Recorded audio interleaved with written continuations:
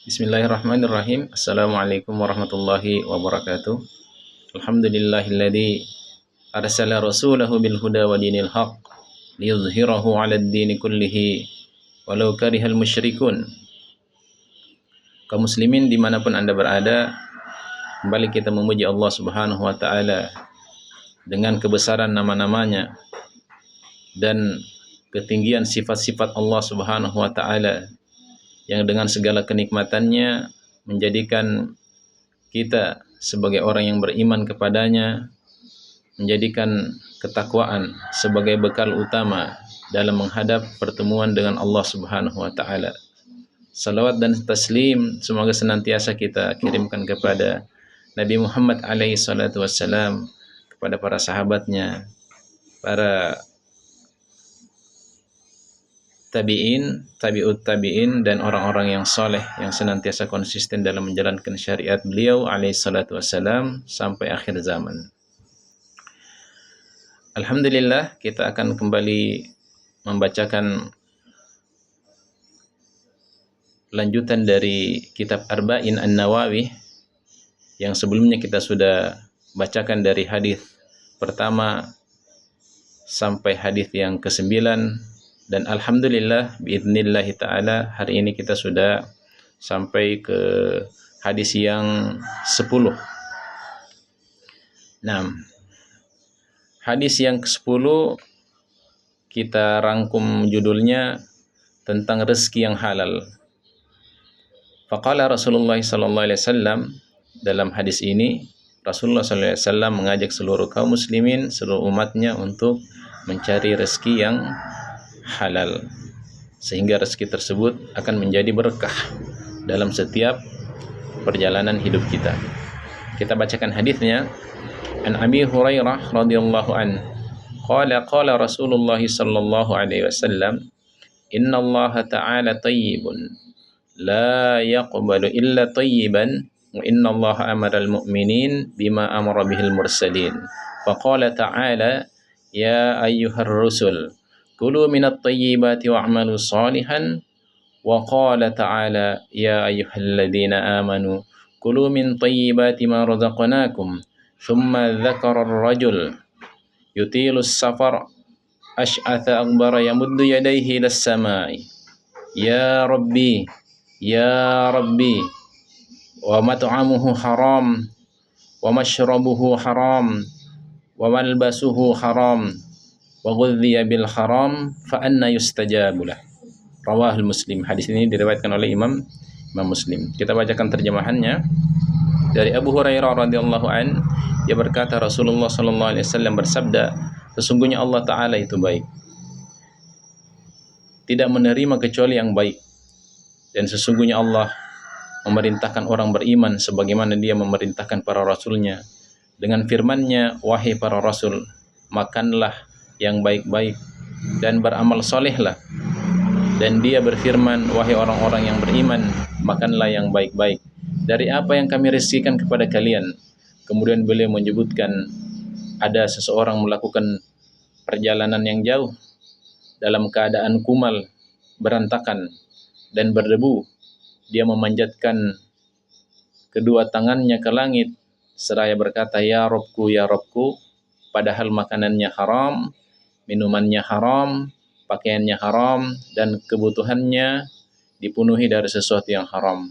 Maka jika begitu keadaannya, bagaimana doanya akan dikabulkan? Riwayat Muslim. Dalam hadis ini sungguh banyak sekali faedah atau pelajaran yang akan kita sampaikan. Semoga pelajarannya akan menjadi titik balik dari setiap perubahan kita dan menjadikan kita termasuk orang-orang yang beruntung di hadapan Allah Subhanahu wa taala. Karena sesungguhnya orang-orang yang datang kepada Allah Subhanahu wa taala termasuk orang-orang yang beruntung adalah orang-orang yang bersih hatinya. Bagaimana caranya membersihkan hati? Yaitu sesuai dengan firman Rasulullah sallallahu alaihi wasallam, sesuai dengan sabda Nabi Muhammad sallallahu alaihi wasallam, yaitu dengan membersihkan segala bentuk yang masuk ke dalam tubuh kita, yakni makanan. Faqala jalla wa ala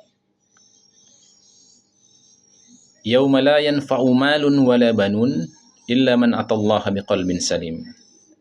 hari di mana harta dan anak laki-laki tidak bisa menjadi penolong, illa man atallaha biqalbin salim, kecuali orang-orang yang datang menghadap Allah Subhanahu wa taala dalam hati yang selamat, dalam keadaan hati yang bersih, ya. Makanya bersihkan jasad kita, bersihkan hati kita untuk kemudian kita berjumpa dengan Allah Subhanahu wa taala dalam keadaan yang penuh rahmatnya. Pelajaran yang pertama kita bacakan dalam hadis ini terdapat pelajaran akan sucinya Allah taala dari segala kekurangan dan celah. Karena sesungguhnya sebagian dari manusia mencela Allah Subhanahu wa taala karena masalah takdir. Dia bilang Allah tidak adil masalah takdir. Kemudian ada juga beberapa kaum yang kemudian mencoba menantang Allah Subhanahu wa taala, melawan Allah Subhanahu secara terang-terangan. Makanya dari hadis ini kita bacakan, kita tegaskan bahwasanya Allah taala suci dari segala kekurangan dan celah. Kemudian yang kedua, Allah taala tidak menerima kecuali sesuatu yang baik. Maka siapa yang kemudian bersedekah dari sesuatu yang haram, percayalah, yakinilah bahwa meskipun dia sedekahkan hartanya segunung Uhud atau sebanyak apapun menurut takarannya, tentunya harus diyakini bahwasanya Allah Subhanahu wa taala tidak akan pernah menerima sekecil apapun, meskipun sekecil biji zarrah dia melakukan kebaikan, dia melakukan sedekahnya. Kemudian pelajaran yang ketiga adalah sesuatu yang disebut baik adalah apa yang dinilai baik di sisi Allah Subhanahu wa taala. Sesuatu itu baik sesuai dengan firman Allah Subhanahu wa taala, sesuai apa yang dikatakan di dalam Al-Qur'an. Kemudian yang keempat adalah berlarut-larut dalam perbuatan yang haram akan menghalangi seseorang dari terkabulnya doa. Makanya ada beberapa orang yang kemudian berkeluh kesah, kenapa sudah berapa tahun yang lalu kita mengangkat tangan ke langit, kemudian Allah Subhanahu wa taala tidak kabulkan. Itu salah satu sebabnya adalah ada sesuatu penghasilan kita yang kemudian kita gunakan dari hal-hal yang haram. Kita memberi makan anak istri dengan sesuatu yang haram, maka itu sesungguhnya adalah perbuatan yang tercela. Maka kita harus kembali kepada Allah Subhanahu wa taala. Konsepnya adalah meskipun sedikit tetapi berkah. Meskipun sedikit tetapi berkah. Itu adalah kata kunci yang harus kita pahami sama-sama. Kemudian yang kelima adalah orang yang maksiat tidak termasuk mereka yang dikabulkan doanya kecuali mereka yang Allah Subhanahu wa taala kehendaki. Yang keenam,